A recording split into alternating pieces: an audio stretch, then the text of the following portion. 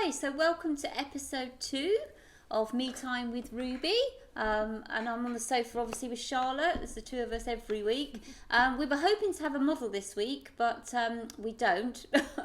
But we will have one hopefully next week or the week after, because it might be good to see some clothes on some people that we're sort of talking about, the clothes that we're talking about. So we will be bringing a model hopefully. Lovely, We just have to be a bit careful with social distancing and things like that. But we are in a work bubble, so that's good. But so if you haven't looked at episode 1, which was a bit of an introduction to Charlotte and I, so I'm Amanda. You can join our YouTube channel, so if you register with that, then you'll get the updates of each episode. So it's put on YouTube weekly apparently, so I'm told. I don't actually do that bit, I'm not very technical minded. No. I'm just about to log on to Facebook. I think that's about all I can do. And also follow us on Instagram obviously, because Charlotte does a lot of posts and things for us. So it's on our YouTube channel, and obviously anything that you see, or if you want to have a look at our online shop, it is www.rubylalaonline.co.uk, and it might be down the front there. I'm sure it is. So Charlotte, last week we finished by saying that we were going to talk a bit about puff sleeves. Yes. Yeah. But I was just thinking, sort of in the news this week, and what's been happening for you, really. Well, but what's your week been like? Yeah. Well, it's been a kind of interesting week, hasn't it? With the children went back to school. Yeah, the kids have been back to school, so it's been sort of interesting in and out the news, really, hasn't it? We've had the whole Meghan Markle situation going on, and the Oprah interview. We're not going to be discussing that. But there's that, and obviously kids going back to school. So, I mean, the little world of Instagram, the bubble I'm in on there, all the mums that I follow and who follow me back, we all do these fashion and style challenges, and suddenly everyone's ramped it up tenfold because there's no kids around under their feet. So that's been quite nice. Suddenly everyone's got time for makeup. Yeah, so everyone's pictures have gone from kind of a 6 to a full 10. It's been kind of fun in that sense. But yeah, I mean, sort of going back to the Meghan Markle thing, it's just been crazy, really, hasn't it? I know, it really has. And I'm very careful not to say too much on air, so to speak, because of obviously Piers Morgan as well. So I don't want to be storming off or anything like that. Leave you on the sofa. Don't leave me by saying anything. Either way, but it's interesting because I suppose just referring to that, my first impression of Meghan was, wow, I was just interested in what she wore and her fashion sense. Absolutely. I mean, I was interested in a lot more than that, but at the time, I just, a bit like with Kate, she was fresh, wasn't she? Yeah, fresh, but even the Queen, it's really funny because obviously the Queen is, what is the Queen? 95? 95 coming up, I think, next month. Because I think she's 40 years older than me. That's how I always remember. But even what she wears, I love to look at. I mean, I do love fashion, so I do royals, like to. The royals have it right now as well. I mean, to be honest, if you look back at like Diana as well, she was amazing. She was just a clothes horse, wasn't she? She could put on anything and just absolutely smash it. But her fashion really changed. I know, obviously, it changed over time anyway, because fashion obviously does yearly and things. But I think back to some of the last photographs of her in some of the beautiful. I mean, a short black mini sequin dress. I mean, that fabulous. Yeah, it came up at one side and she pushed the boundaries, didn't she? She pushed those style boundaries, and I think that was what was really wonderful about her, was that as marvelous as Kate is, she hasn't really in terms of her style. I don't know her personally, but you do not. I thought you did. Sorry, no. Is that why I'm here? Because I don't. No, she has always looked stunning, but she always looks like she's been put together. And if you sort of look back at how she was pre-royal days, and she just looked lovely, but like just your average girl bopping about town. Suddenly, it's all very sort of pristine and perfect and put together. Whereas I think, like Diana, she just had a bit more of an edge, and I think that's what Meghan kind of brought to the party, as it were, as well. It was just her own flair. It was very different. It was. She didn't seem to be moulded into something that she wasn't. And as much as Kate's taken on that role really well and always looks amazing, it's kind of lost its interest for me a bit, because I always sort of know what's going to happen next, and what I do love about her, I have to say, is that she re-wears her wardrobe. Yes. That is I thought that amazing. Might touch something with you. That is such a big thing for me with the sustainability stuff. But also, being able to have pieces in your wardrobe that you can just wear time and time again, isn't that like what fashion should really be all about now? You know, like having those beautiful pieces, and she does it with such flair. She kind of changes it up.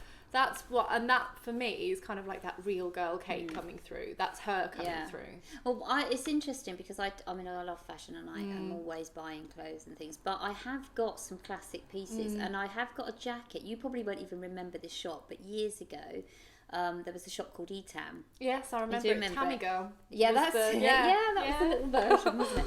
But I bought a jacket. Now, when my son was 6 months old, from Etam, and he is now, I'm just trying to think how old he is now, 23, I had to think for a minute.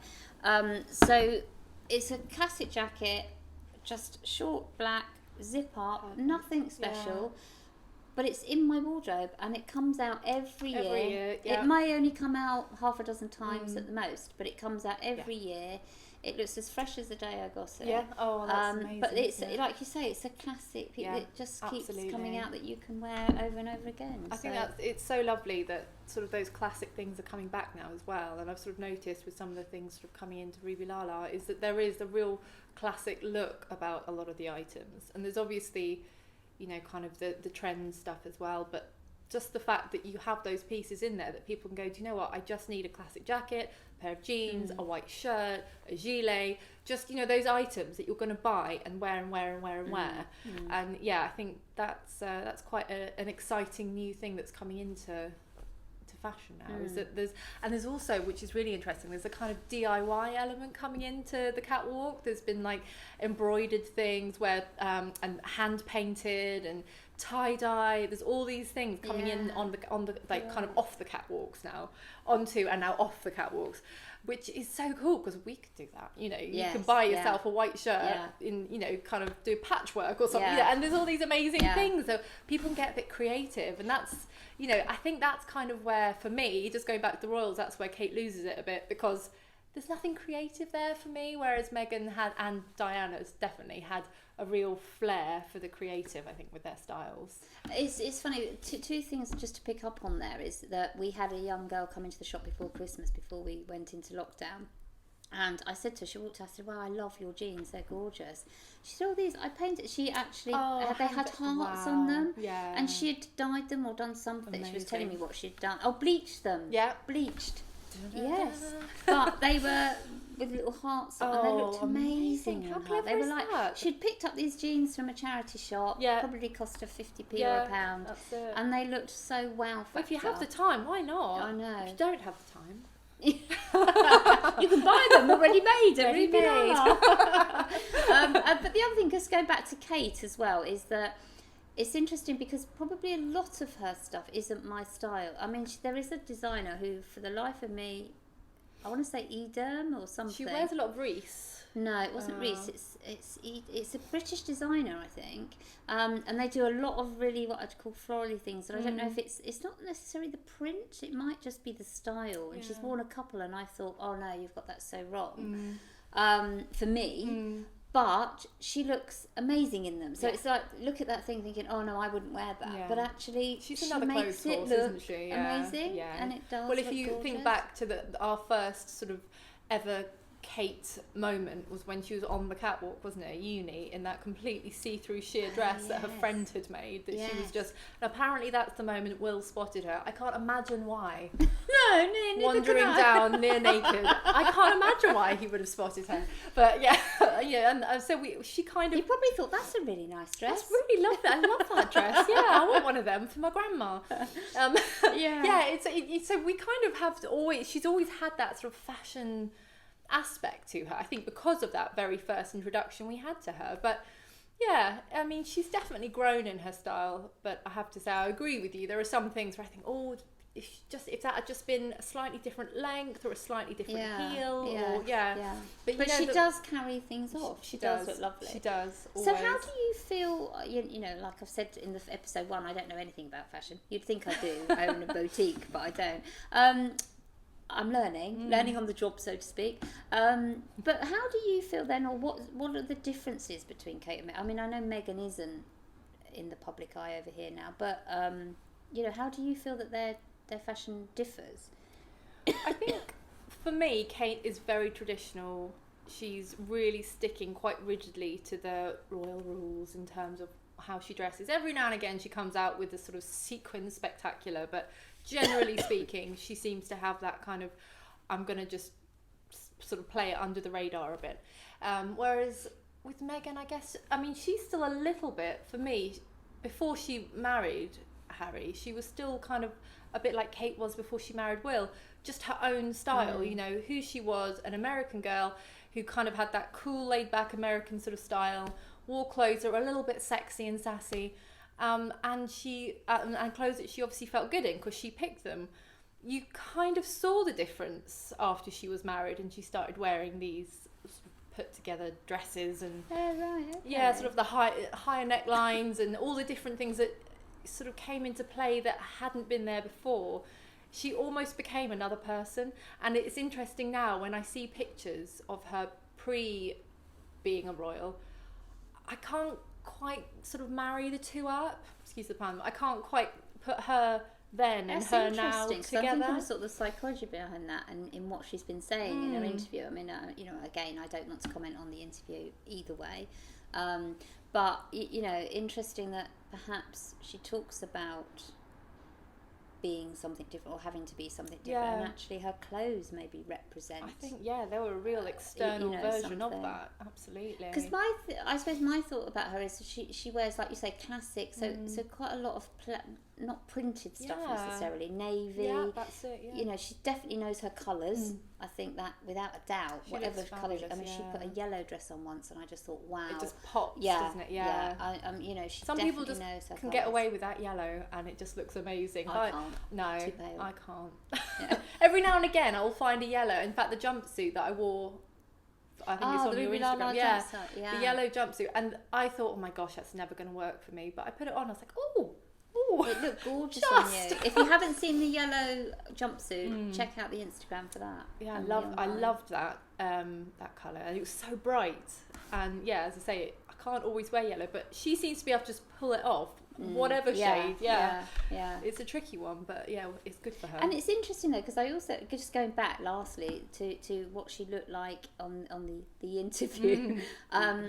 I wasn't taken by that dress at all. I mean, obviously you couldn't see the whole dress, and she's pregnant. I don't know if that makes a difference. I don't know. It shouldn't do, I guess. But it just, I don't know. I mean, people kind of dress for what they're there for, don't they? If that makes sense. She's there to be quite serious and to talk about serious things, so she's wearing a serious outfit. And so I guess the eye isn't taken to all the detail and all the things that she's wearing. She's just wearing something that is just there, that you're not going to be sort of distracted by, perhaps. I don't know. Interestingly, we haven't talked about the fashion of the royal men.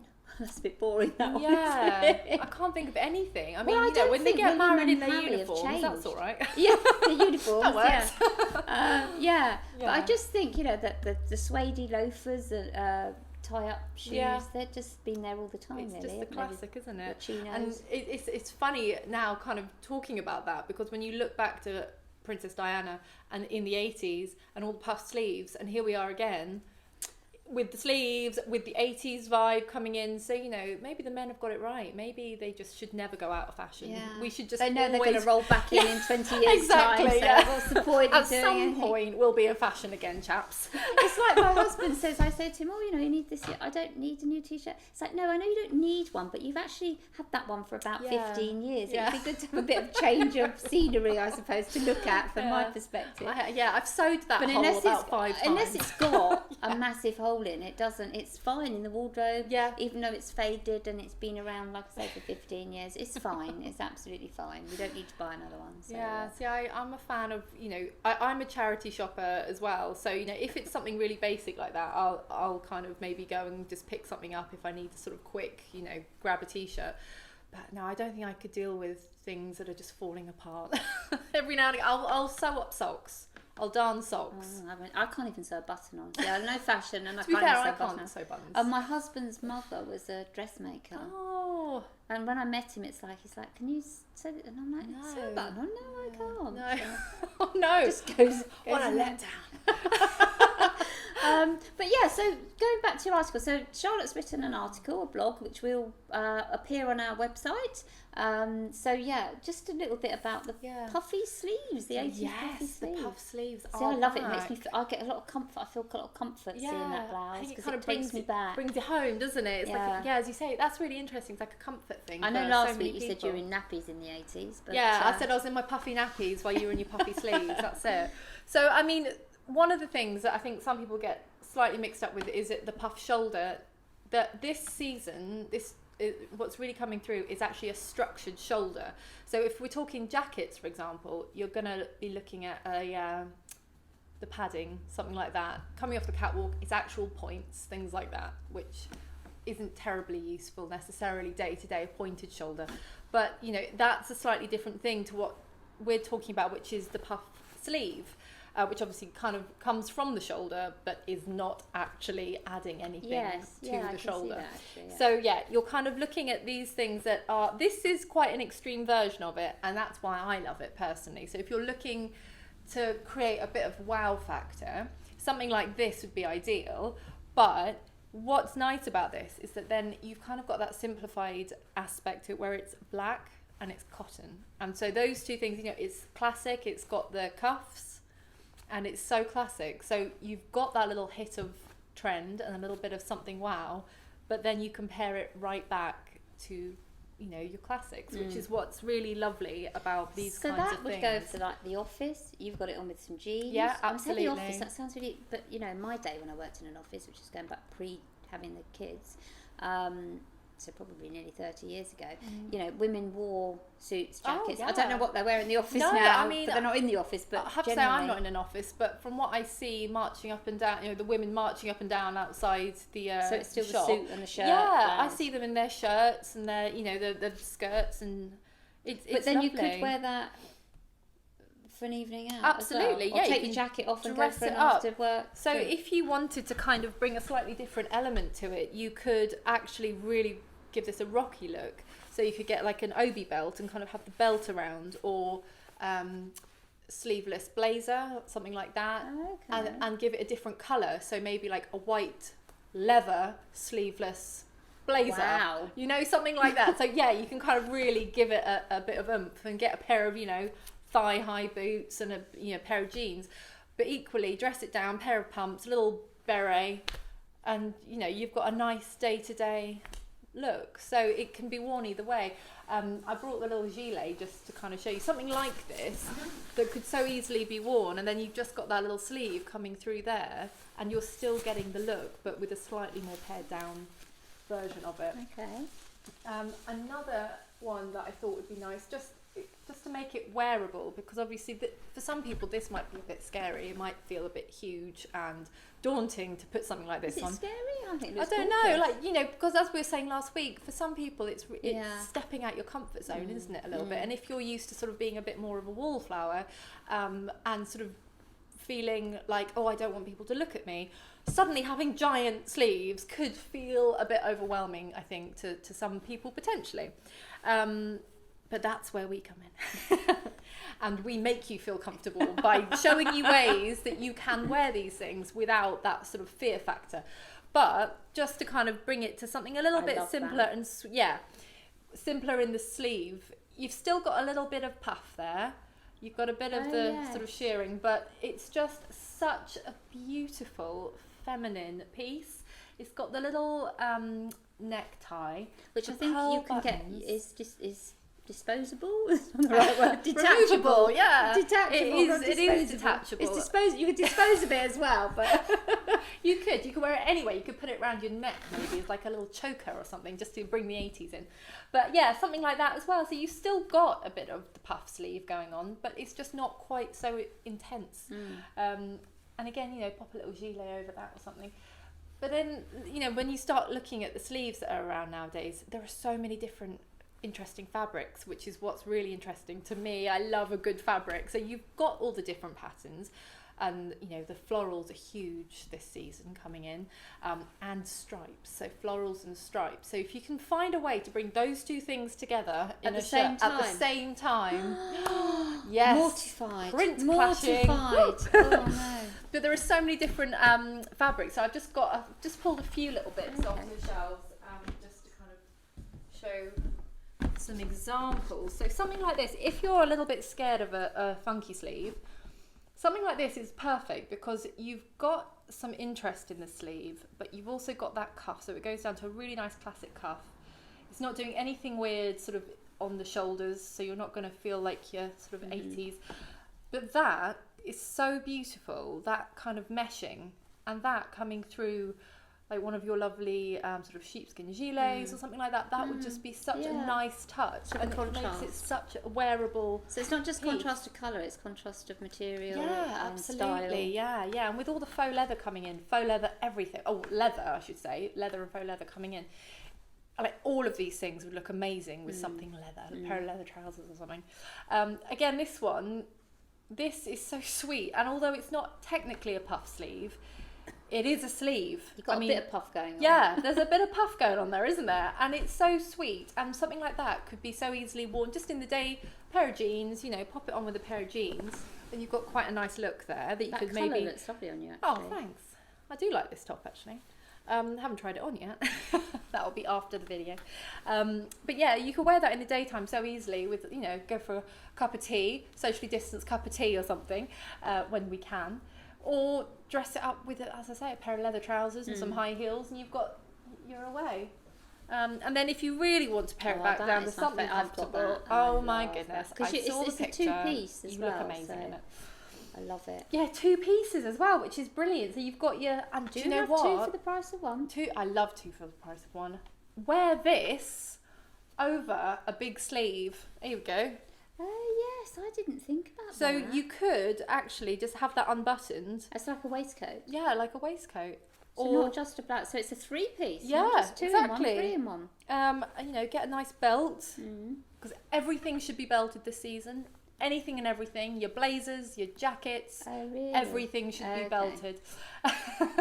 And then but just this. Look at this. This is amazing. And it's so soft as well. Want a puff sleeve? Texture. It's gorgeous. It is lovely to wear. I wore that for the live video that we did earlier in the week, and I loved it. I absolutely love it. I'm going to wear that to death, I'm sure. I had to share that on Instagram today because it was just so beautiful, and it was just so apt as well. It's just, and then obviously again, you've got this that's a separate thing. Take it off the white, put it on the black. Yeah, you know, true. I know obviously then you're covering the black sleeve, or put it on anything, because you can literally just wear that now over anything, can't you? Yeah. Put it. It falls lovely as well when it's on you. You can just really put it over everything. So I mean, oh my goodness, like this with this colour. Really? Yeah, pink and. Oh, she's so brave. Just last one, just quickly if I have time. For some people, they don't want anything too high up or anything like that. So if you want to try the sleeve but don't want to go for the full classic sort of high neck or anything like that, this is ideal because that is such a classic sort of little piece, isn't it? You know, it's your prairie look. But I think it's called cottage core now. Is it? Yeah, cottage core. And this, you know, with a maxi skirt or something. It looks nice with those jeans, actually. Yeah, I mean, a pair of jeans, you can dress it up or down. You're getting your puff, but it's not all about the puff sleeve. So it's maybe a slightly less daunting option for people who don't want to just be like, whoa, there's some sleeves. And it's interesting because customers come in and, you know, I notice the extremes of people either like, I must cover my neck, and I like to cover my neck. Yeah, I just do, especially as I'm older. So you know, generally in the winter, I wear scarves and things like that. So and polo necks. But I have people come in and they're like, you know, either I must cover my neck or I can't bear anything. Yeah, it's not a sort of happy me. You know, I can do both. I could wear something here, but I do prefer, especially in the winter, to cover my neck. Well, it's quite some interesting. People are like, I just can't bear anything around my neck. No, it can feel a bit sort of even a collar claustrophobic, can't it? I love having a real high neck button. But what's quite interesting is if you have a slightly more rounded face, slightly fuller face, and it's not something you want to sort of accentuate. You're telling me I've got a fuller face? No, not you. Generally speaking, if people have a slightly rounder face and it's something that they're kind of aware of. So you mean shape, not necessarily... Oh yeah, just shape, face, okay. or I mean, you know, whatever, however people sort of feel about that comment. Don't wear a rounded neck. Yeah, how do you feel about that?